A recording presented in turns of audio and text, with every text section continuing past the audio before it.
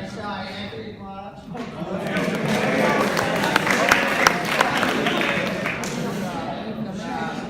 Anthony started the season, he did not have a position. He's kind of bouncing around. I was looking at outside linebacker, he's kind of tiny, and then.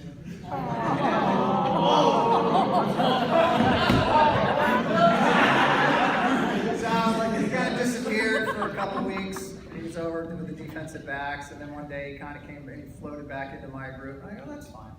And the one thing I have to say is that you had your opportunity to get on the field many times.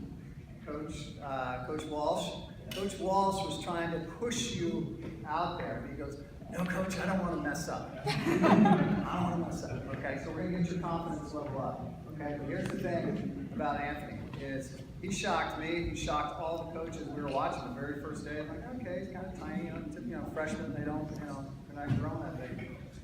But by the end of the season, his technique was as good as any of these sophomores and any other guys on the team.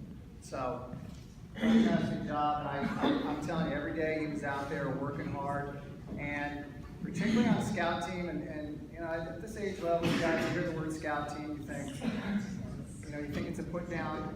As a coach, and all the coaches will say this: if you don't have a good scout team, you're not going to be good.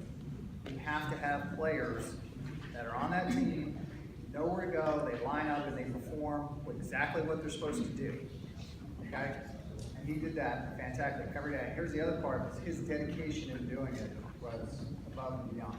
I think you guys know what I'm talking about. When it's time to do scout team, you're not a starter and you kind of float it off, away from hey, we only have 6 guys on scout team, we got 20 guys standing up there.